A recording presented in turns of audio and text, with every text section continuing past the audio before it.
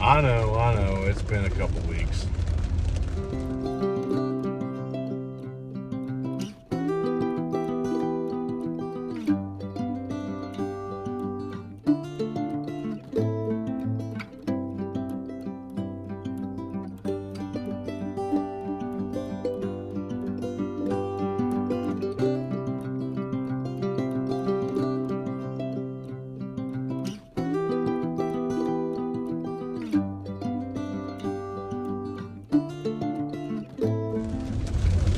So guys, it has been a couple weeks since I did my last Tuesday workday morning thing that I've been doing for the past few months now, and it has been a busy 2 weeks.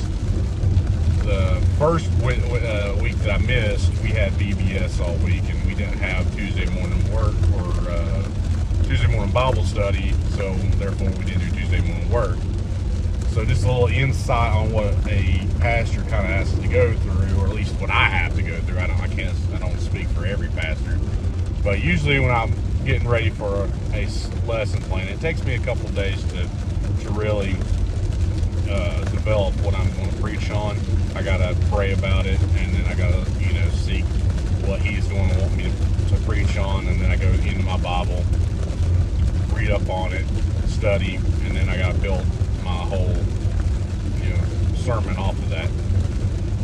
So last week VBS was going on, and that usually means that at least last church I was at, the youth didn't have a VBS. We kind of just helped out with everybody else and didn't really worry about it. But the church I'm at now, they wanted the youth to have a VBS, so meant I had to make sure I had a lesson plan for every single day. So that pretty much meant I woke up, started my whole process. By the time I was done, it was enough time for me to get in the shower and then head to the church for that night. And then I would come home, I would eat, go to bed, wake up, start that whole process all over again. Every day except for Friday of last week. So I was pretty busy that week, just with VBS and everything. I was pretty tired. And then the next Tuesday came along, we didn't have Tuesday morning Bible study again, so we didn't have work day, which was like a little bit of a day off for me. So I was okay with that. I was tired as it was from VBS. I know what other people was too. That did probably just as much or more than I did. There's definitely more people that did more than I did, but still, it was a lot for me, and it wore me out. So I didn't do it last week's Tuesday because I didn't go anywhere that day. I stayed home and rested up and got ready for Wednesday, which was okay. But that was 2 weeks where I didn't do a video. But we were winding down on before our break, and we are in the midst of a rain week. I don't know what's going on, but yesterday was supposed to pour rain. It didn't. Where we're at, it is today. It's coming down quite a bit, and from what I understand, it's supposed to be doing this pretty much the whole week. I hope it at least holds off, stops by Saturday. But you never know with the weather in East Tennessee. It's ever changing. 1 minute they're going to call for a lot of rain, and then next it just won't do anything, or it won't do anything. They call for nothing and it'll rain. You just can't predict the weather out here. It's always something. I remember when I was in Virginia Beach, you could pretty much predict it was going to rain in the evening about every day. It wouldn't rain long. It'd be a quick shower, but usually around the same time it would at least rain a little bit. Most of the time. I mean, it wouldn't be every single day, but I mean, you could pretty much predict when it was in the day it was going to rain, because it was about the same time every single time it was supposed to rain, at least. Now I remember, I think when in the spring one year I was in, it rained pretty much almost every day in the evening, and like I said, it wasn't a lot most days. It was a pretty quick shower and it was done. but it didn't rain. And we did get quite a bit of rain in Virginia Beach too. In fact, the base that I was stationed on, I guess, was a little lower than sea level. It wasn't a whole lot lower, but maybe just at sea level. I don't know.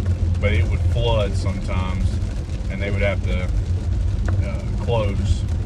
I don't know what you even I don't know what you even call it, but some days we would just not be able to go in because the base is flooded.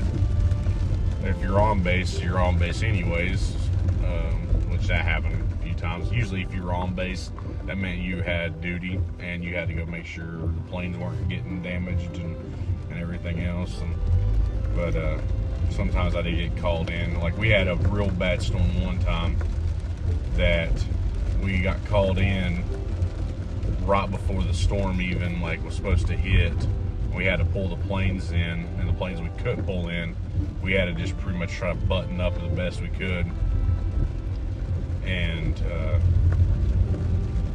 take cover because it was coming in hard. The wind was so bad. I remember it ripping off some of the coverings of the jet and go flying. And we went out to go get it. We got in trouble because it was such bad weather. We could have gotten, something bad could have happened to us too. And we got yelled at by our chief for going out there trying to grab our coverings from blowing down the flight line. But we had some bad storms out that way. And it was so funny because, growing up here, it snowed. At least growing up, it snowed quite often. And I was used to snow. I drove in the snow, I don't know how many times. But Virginia Beach wasn't used to a lot of snow. And in fact, if it flurried, you might as well just shut down all of Virginia Beach, Hampton Roads, Norfolk, everything. It was, they didn't know what to do if it even flurried out there. But if it was like a hurricane coming through or a tropical storm, these people were out there celebrating like it was nothing. But if it flurried, oh my gosh, you've never seen just the worst amount of, well, if you ever drove in Virginia Beach, you know the driving situation ain't the best there anyways. All the roads are labeled 55, and then everybody goes 80 on, was it a 264 or whatever that road is, going through Virginia Beach? Can't remember. It's been a while since I've been out that way. I think it's 264. I could be wrong, but yeah, it's 55 through there, and everybody goes 80 or get ran over, and then people just swerving right in front of you, changing lanes. No turn signals. There's no such thing as a turn signal in Virginia Beach. You just gotta guess if someone's gonna, cut you off in traffic. And then when you get snow or flurries, it did snow once. I think I was out there a good bit, and then there was no traffic on the roads because of it. But when it was flurrying, and you're talking about these people it was every car for themselves, and some of them were going 20 miles below the speed limit. Some of them oh yeah, we're going to go 30 miles above the speed limit. And everybody didn't know how to react to it. So it was a constant battle every time you were in Virginia Beach trying to fight for your life when you're driving somewhere.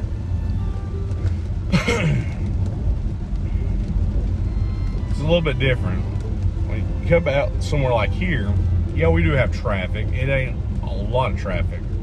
Definitely nowhere like it is in Virginia Beach or Hampton Roads, Norfolk, Portsmouth. Nothing like that. But it's usually the slower traffic here.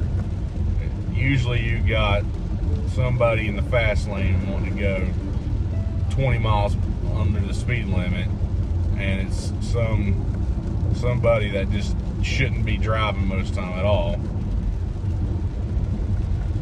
But traffic out there is a whole different story. Our rush hour is pretty weak compared to their rush hour. If you're ever out there, there's this big tunnel out there that goes under the water. It's called the Hampton Bridge Roads Tunnel or something like that. It's got a long name to it. Hampton Roads Bridge Tunnel or something to that effect.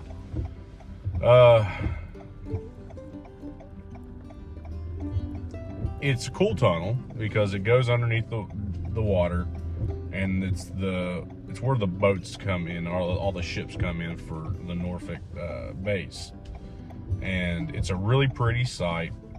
And I think the speed limit on that thing's 55. For some odd reason, because you're going into a tunnel, people out there will just automatically think that you need to come to a complete stop and go 25 or crawl.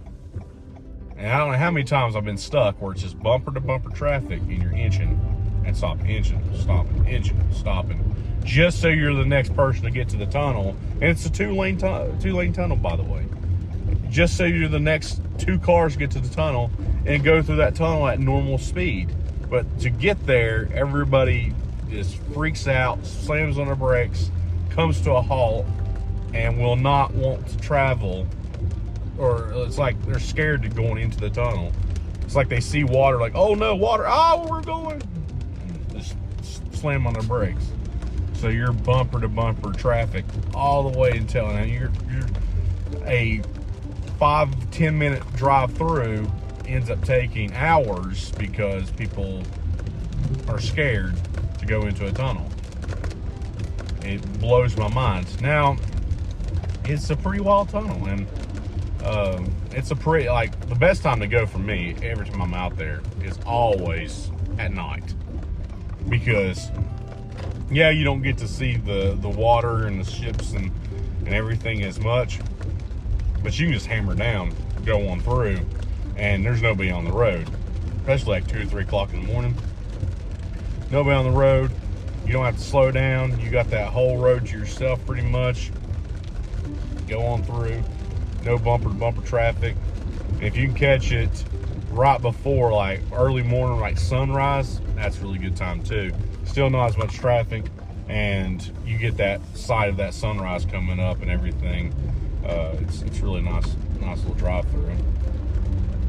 So, Hampton Roads and Virginia Beach, traffic wasn't the greatest. The roads definitely weren't the greatest. I mean, you're talking about potholes everywhere. It was tremendously bad with their road conditions. Hopefully it's improved over the years, but since I've been up there. But when I was up there, it was bad. It was a whole different road system. Like, they just didn't care about their roads, which, growing up, it was different over on this side, because usually the Virginia side seemed like they always took care of the roads, and on the Tennessee side it was a little slower. Maybe the things have changed since then, because Tennessee roads are pretty decent. You know, now that I live in Tennessee, and the roads are pretty decent. And Virginia roads are still pretty decent too. They're just not as decent, so to speak. I don't know.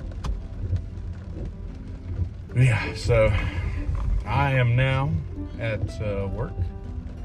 So I'm trying to figure out what's going on over here, and confused on what's happening. But I will catch y'all next week. Well, this weekend, I guess. And then next week on next Tuesday. Until then.